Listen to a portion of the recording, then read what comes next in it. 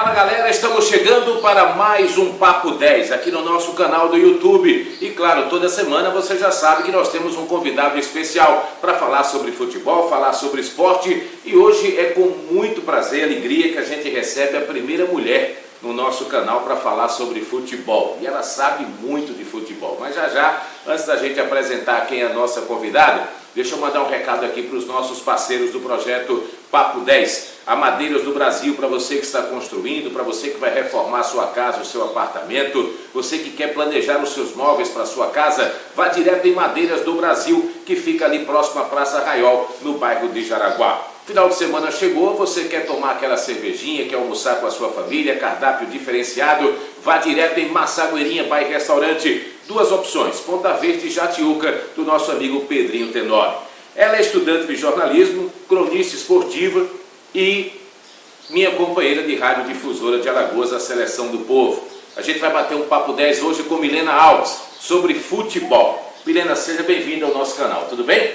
Tudo bem, Oswaldo. Prazer é todo meu de estar aqui participando com você e fazer essa estreia, né, das mulheres, que venham outras aí também, porque tem muita mulher em Alagoas, no Brasil, que tem bastante futebol. Com certeza. E para a gente conhecer um pouquinho mais sobre a Milena. Você é cearense, é isso, Milena?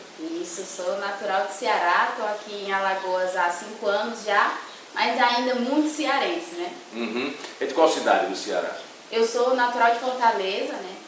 Nasci em Fortaleza, fiquei até os 6 anos em Fortaleza, mas depois mudei para a cidade dos meus pais, cidade natal dos meus pais, que é no interior do estado, divisa com Piauí, que é Ipu, que é já zona rural, né, da cidade, é interior mesmo, ali na Serra da Ibiapaba, né, e aí os alagoanos que não devem conhecer, mas na Serra da Ibiapaba do Ceará, e ali fica Ipu, a cidade dos meus pais. Bom, Ipu no Ceará. E aí como é que começa essa paixão pelo futebol, Milena? Sempre foi muito natural para mim, né, Oswaldo? Sempre foi algo natural, porque a minha família é uma família de apaixonados por futebol, de boleiros. Então, meu pai, meus irmãos, eu tenho 2 irmãos mais velhos que eu, né, apaixonados por futebol, praticam futebol amador, né, na cidade.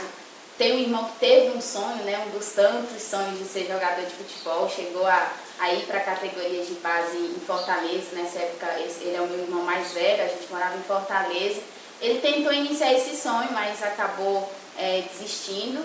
E o meu pai sempre foi apaixonado por futebol. A minha família de Ipu, né, do interior, é uma família de boleiros. Minhas tias jogam futebol. Meu avô é um investidor do futebol amador, né, como você sabe, no interior é muito forte, né? Sim. Na capital nem tanto, né, acaba ficando muito naquele futebol de bairro, mas no interior é uma paixão, né? A minha mãe, por exemplo, é mais torcedora do time local do que de um time mesmo profissional de futebol. Então lá no Ceará a família é mais vozão ou é mais tricolor? No Ceará é mais vozão, né? Eu tenho apenas, acho que uma tia que torce pro Fortaleza, a maioria é torcedora do Ceará e do Flamengo, né? E alguns outros que têm um time diferente, mas a grande maioria é Ceará e Flamengo, né? Então eu sempre foi muito natural para mim gostar de futebol, apesar de ser a única filha mulher do meu pai, né? São 3 filhos, 2 irmãos homens mais velhos que eu, e eu a caçula e a única mulher, mas sempre foi muito natural. Do mesmo jeito que os meus irmãos foram incentivados a gostar de futebol, eu também fui. Então eu sempre tive camisa de time desde criança, então foi muito natural para mim gostar de futebol. E que camisas são essas?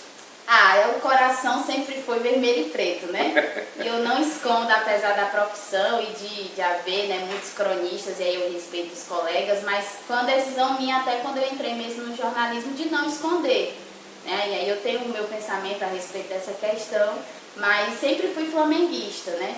E sempre gostei de futebol, foi muito natural. O incentivo do meu pai foi igual para mim do que foi para os meus irmãos. E lá no Ceará, você tem algum time assim que você gosta mais, que você tem um carinho melhor?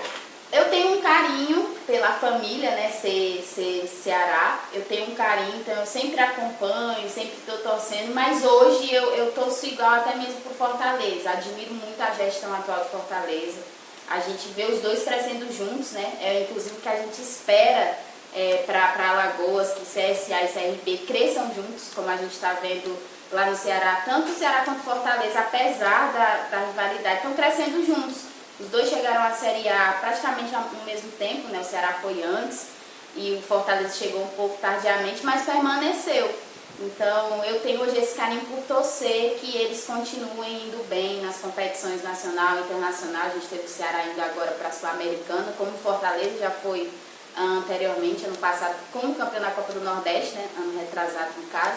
Então, mais um carinho a mais pelo Vozão, porque tenho familiares que ficaram felizes, né, com títulos do Ceará, então tem esse carinho também, assim, mais pro emocional, né? Bom, eu fiz esse preâmbulo todo para que as pessoas entendessem o seguinte: não foi por acaso, é porque ela já vem de uma família que gosta de futebol, que tem tradição do futebol, e aí vê o jornalismo esportivo. Passou a ser o seu sonho que você está começando a realizar, Milena? Foi o meu sonho até tardiamente, né? Eu tenho colegas de curso ou colegas já formados de profissão que sempre falam do jornalismo como a primeira opção. Não foi a minha primeira opção. Talvez porque eu venho do interior, né? Uma cidade muito pequena, 45 mil habitantes. Então, no começo, assim, quando eu passei a pensar na minha formação profissional, eu pensei em outras profissões até mais tradicionais, né, para o interior. Né? Para uma capital é comum o jornalismo, né? A gente tem o jornalismo ali no rádio, na TV, na presença das emissoras. No interior não, é algo muito ainda não profissionalizado, né? Os radialistas são radialistas de profissão, sim, né? sim. Que foram se formando, tinham uma voz boa e entraram para o rádio. Então eu nunca tive essa ideia de ser algo para a minha realidade. Né? Até o meu terceiro ano do ensino médio, eu tentei direito, eu cheguei a cursar história, né? Faculdade de história, licenciatura, eu tenho uma família de professores. Então, depois, acho que um dia eu estava na escola fazendo aqueles testes de aptidão, que seria interessante. E um professor meu, muito querido, né, Carlos Alexandre, inclusive, ele falou: não, por que você não tenta jornalismo, né? Você fala bem, você gosta de se apresentar, você gosta de falar, você está sempre se destacando nas apresentações da escola, todos os professores falam.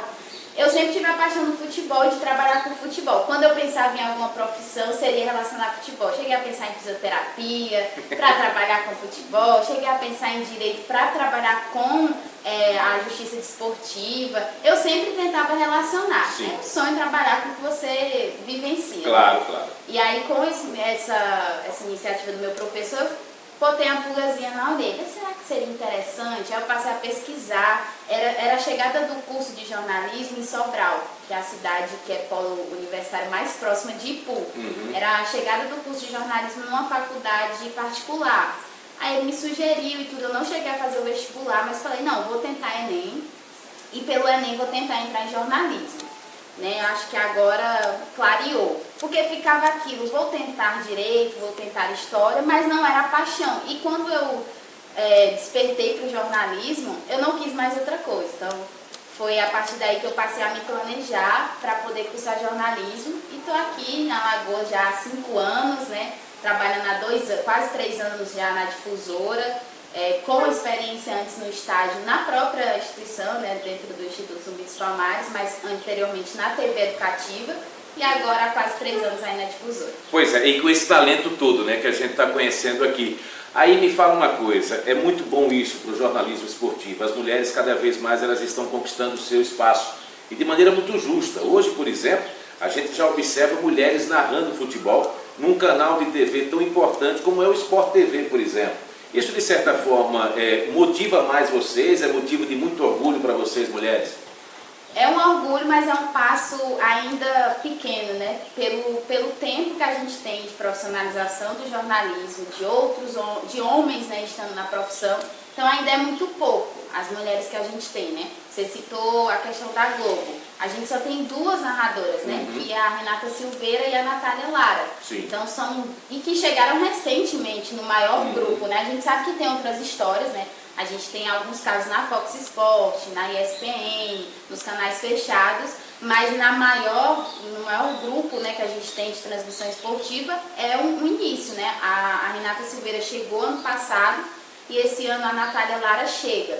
E a Ana Thaís chegou anteriormente nos comentários e ano passado reforçou com a Renata também nos comentários. Então, ainda são passos muito devagar nessa questão da opinião. Você é um opinador, né? Tem essa carreira aqui em Alagoas muito, muito conhecida e reconhecida, mas ainda é difícil você dar opinião para a mulher. a gente tem mulheres na reportagem, muitas, né? A gente tem inúmeros casos, sempre foi muito próximo à reportagem.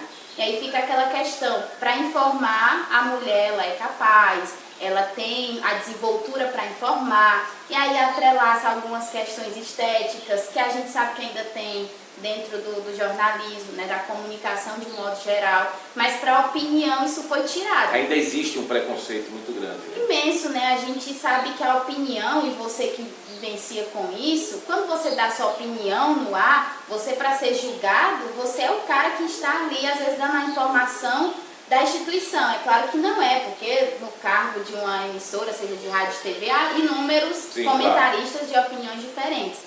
Mas quando você está ali, dá uma visão de que você é reconhecido pela própria instituição para dar sua opinião livremente e ser julgado por isso ou não. Então, quando você é mulher, isso é tirado de você, essa opinião. Tanto que a gente tem pouquíssimas comentaristas esportivas. A gente tem a Ana Thaís, que ficou sozinha muito tempo. E que eu sou fãzaço dela.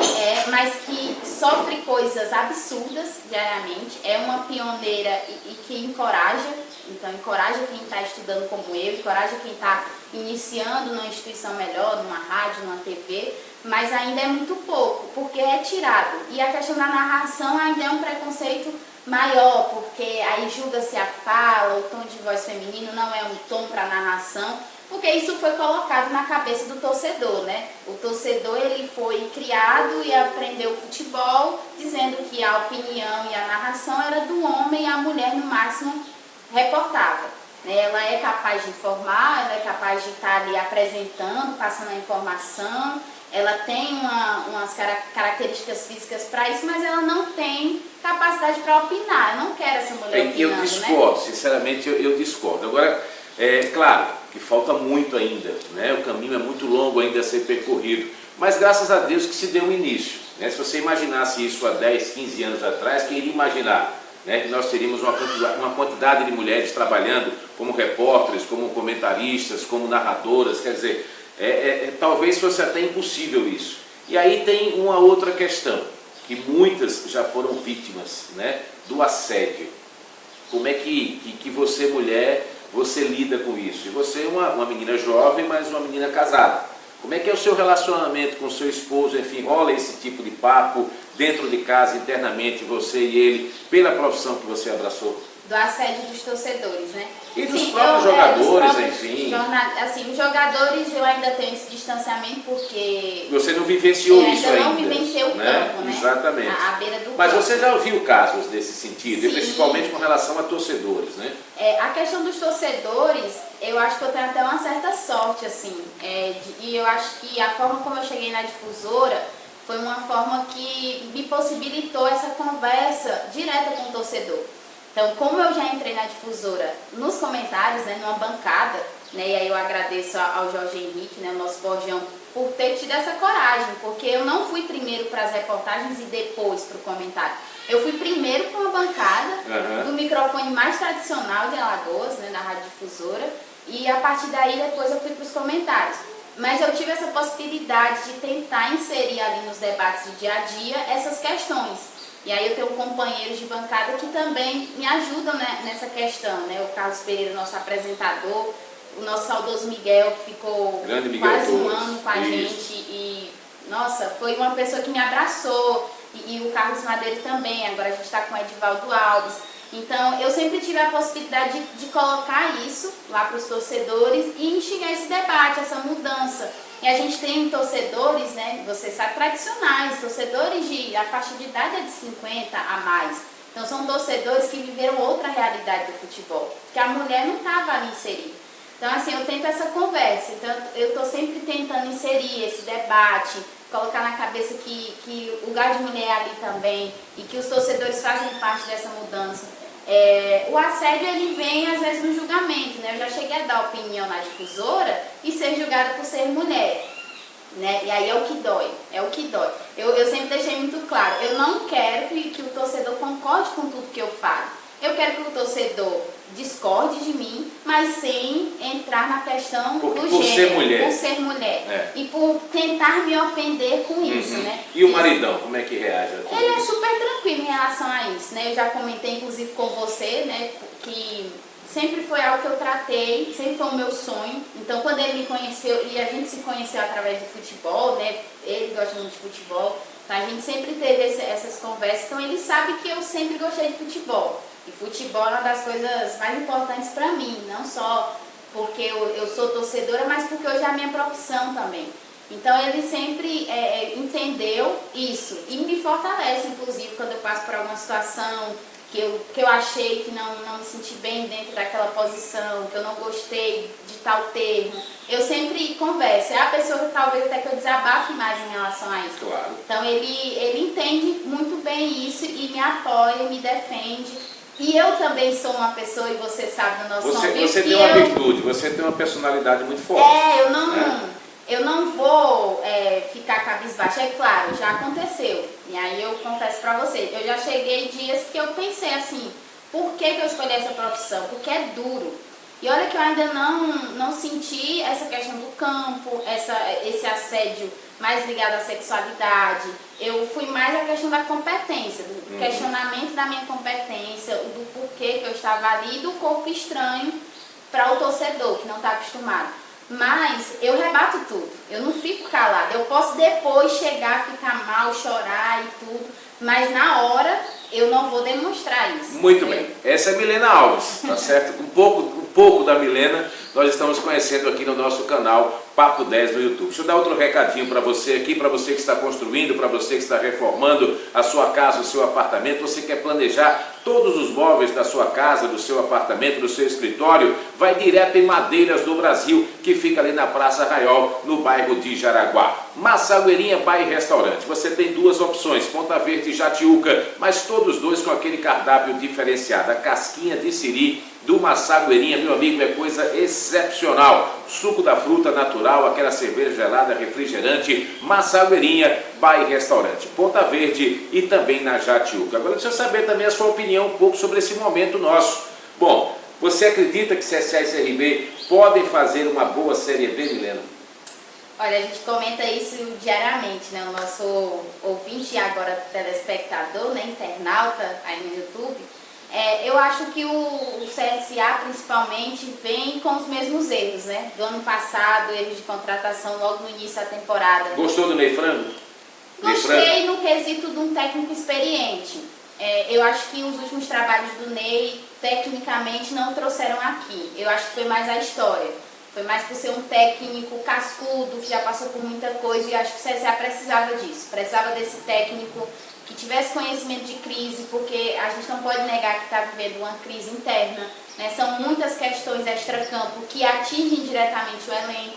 Então você tinha que ter um técnico que já tivesse experiência daquilo. Não era o caso dos últimos técnicos do CSA, né? Tanto o Moza quanto o Bruno Pivetti. Eram técnicos que estavam iniciando suas carreiras. Então eu gostei desse sentido, de ser um técnico experiente, que já vivenciou crise em outros clubes, em clubes de Série A inclusive, mas acho que tecnicamente ele vem para provar se ele ainda é um técnico que pode recuperar uma equipe, né? Então a gente sempre fica nesse questionamento desses técnicos que são da velha escola, né? Que de velha não tem nada, né? A nova escola é uma escola do mesmo jeito, só que com uma cara mais agradável para o novo torcedor, mas é a mesma escola, é só do futebol brasileiro. Mas eu acho que o Ney chega para se provar também. E a gente tem que ver como é que vai ser isso, né? A união de um elenco que vem sendo muito massacrado pelo torcedor, com problemas internos entre dirigentes, com a união de um técnico que também precisa disso, também precisa se provar de novo para o mercado.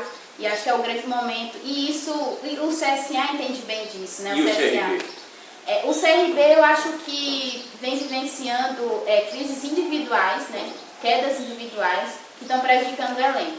Acho que é um elenco muito bom, no papel é um elenco muito bom, tem peças no banco muito boas, só que vem sofrendo que essas peças que estão lá jogando e as que entram no segundo tempo, né, no decorrer do segundo tempo, não estão rendendo o suficiente. E aí perdeu recentemente novamente, né, e aí se repete aquela história que aconteceu com o Léo Gamalho no passado, de perder um grande destaque, né, que é o Yuri.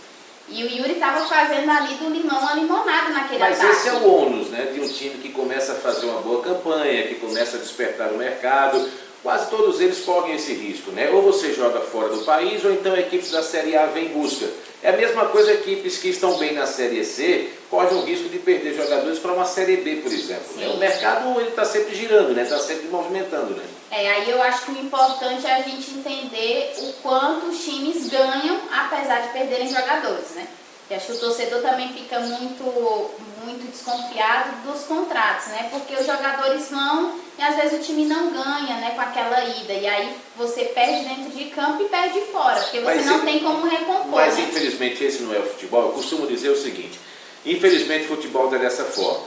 Empresários de futebol cada vez mais ricos, jogadores ganhando muito bem e uma certa proteção, e os clubes totalmente desprotegidos, porque o jogador, quando ele quer sair, ele sai. Não tem como você segurar, é muito difícil você segurar. Até porque, assim, eu acho que na Série B, a quantidade de jogadores que a gente tem, com o financeiro que a gente tem, né? Às vezes é uma aposta. Quem diria, talvez, que o Yuri iria ser esse destaque, né? A gente vê o Guilherme Romão, que era um cara que ano passado estava no Botafogo de São Paulo, que foi rebaixado. Chega numa Série B com o CRB e está fazendo uma excelente Série B. Um dos principais jogadores desse CRB e um dos principais jogadores da seleção. Talvez, se a gente for ver no final do ano os jogadores mais regulares, o Romão está lá. E era um cara que estava num clube rebaixado ano passado. Então é uma aposta, né? As contratações da Série B, mesmo que você tente se resguardar o máximo possível, são apostas. Porque você não vai investir num cara de uma Série A, você não vai conseguir tirar um cara de uma Série A. Mesmo às vezes até de um time que estava brigando para não cair ano passado, você não consegue. Exatamente. Uma pergunta bem objetiva. Nós temos aí vários campeões brasileiros da Série A disputando a Série B. Guarani, Curitiba, Vasco, Cruzeiro e Botafogo. Vamos falar com todo respeito a Curitiba e Guarani, mas de camisas mais pesadas, Botafogo, Vasco e Cruzeiro. Um dos três sobe, dos três, dois sobem, os três sobem ou ninguém sobe? Eu acho que para agora, acredito que o Vasco suba. Eu acho que o Vasco tem uma margem para trabalhar esse acesso melhor. Historicamente tem uma margem melhor para trabalhar esse acesso, né? E o Vasco é um time, e eu admiro muito isso, independente da rivalidade, que o Vasco consegue contornar isso emocionalmente muito bem. Teve um rebaixamento que foi justo, né? A gente não pode falar de injustiça. Claro. Por mais que a gente saiba dessa ideia de que é um time gigante caindo, é triste, mas foi justo. E você, um vascaíno que entende muito bem desse interno que estava acontecendo no Vasco, foi justo. Mas eu acho que o Vasco tem um poder de contornar isso emocionalmente, imprimir isso nos jogadores, e os jogadores jogarem por esse acesso, e a gente tem uma volta aos estádios prevista aí para o final do ano, talvez. Imagina São Januário, né? Então eu acho que o torcedor do Vasco e o time do Vasco consegue imprimir isso. Botafogo e Cruzeiro, eu acho muito difícil conseguirem um acesso. Vamos lá para a Série A agora, né? Na sua opinião, quais são os favoritos ao título? Me aponte 3. 3? Olha, acho que vai ficar novamente aquela briga ali de elencos, né? De elencos fantásticos e milionários, entre Flamengo, Palmeiras e Atlético Mineiro. Mas com alguns times ali correndo pela beirada, que podem crescer, mas eu vejo esses três muito bem. De elenco, de banco, de comando. Acho que o Atlético chegou aquele ano de será que vai? Será que a gente consegue o bicampeonato? A gente montou um timaço, né? Mas a gente sabe que no futebol isso não é certeza, né? De nada, de título. E o Palmeiras novamente muito bem, com um elenco fantástico. E o Flamengo tentando imprimir novamente aquele time que encantou o Brasil. Acho muito difícil, acho que o torcedor do Flamengo tem que entender que o que foi feito em 2019 muito dificilmente vai ser repetido. E tem que acabar com isso, no né? futebol, essa viuvez de Jorge Jesus, né? Tem que acabar, o Flamengo tem que seguir o caminho dele. Inclusive no Brasil, acho Sim. que é difícil, até esse Atlético Mineiro tem peças talvez iguais, né, do que foi aquele Flamengo. Tem aí um Hulk jogando muito, tem jogadores experientes, tem uma defesa ali com 2 jogadores, 2 laterais incríveis, o Guga e o Arana. Talvez a nossa juventude melhor assim, de laterais desde muito tempo. Gosto muito dos 2 jogadores, mas eu coloco esses 3 brigando. Mas a gente tem outros times que podem chegar, né? A gente vê o Bahia muito bem, ontem conseguiu uma belíssima vitória fora de casa. Então, a gente tem possibilidades. Bahia não, Fortaleza, né? Conseguiu uma vitória fora de casa, né? Venceu o São Paulo.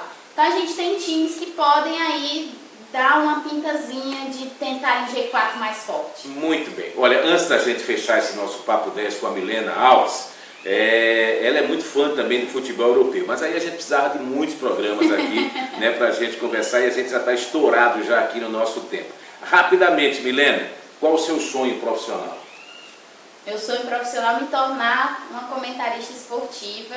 Hoje sou de bancada, mas uma comentarista esportiva nas jornadas, né? E aí eu tenho um belíssimo exemplo, um cara que me ensina demais no futebol, no rádio, jornalismo, né? Eu aprendi muito, eu sempre falo com todo mundo sobre o quanto eu mudei a minha jornada, os meus comentários, a minha reportagem, desde que você voltou para a difusora, né? Retornou a nossa querida difusora. Então, eu quero me tornar uma comentarista esportiva, é o meu objetivo. Hoje, profissional, e daqui a um bom tempo, eu quero me profissionalizar para isso, estudar para isso e tentar ir em uma grande emissora para o jornalismo esportivo para se tornar comentarista. E todos nós, né, e as pessoas que estão nos assistindo, não tem dúvida nenhuma disso, por tudo isso que nós ouvimos, né, e aprendemos também aqui com a nossa companheira Milena Alves. Obrigado, campeã. Obrigada a você. Estamos sempre aí na difusora, estamos sempre aqui no Papo 10, que vai crescer cada vez mais, é o seu novo filho, né? E agora você pega esse filho e vai colocar aí no mundo. Já está um belíssimo trabalho, é um prazer estar aqui também. Valeu, nós batemos um Papo 10 essa semana com essa cracaço aqui do jornalismo esportivo, Milena Alves. Sabe muito, né, de futebol e, acima de tudo, muito bem informada, muito bem antenada no mundo da bola. E para a gente fechar aquele recadinho e agradecendo mais uma vez aos nossos parceiros, a Madeiras do Brasil, no bairro de Jaraguá, próximo à Praça Arraiol, e também o Massagueirinha Bar e Restaurante, com duas opções, Ponta Verde e também na Jatiuca. Se inscreve aí no nosso canal, tá certo? E acompanha toda semana um Papo 10 aqui no nosso YouTube. Até a próxima semana. Tchau, galera!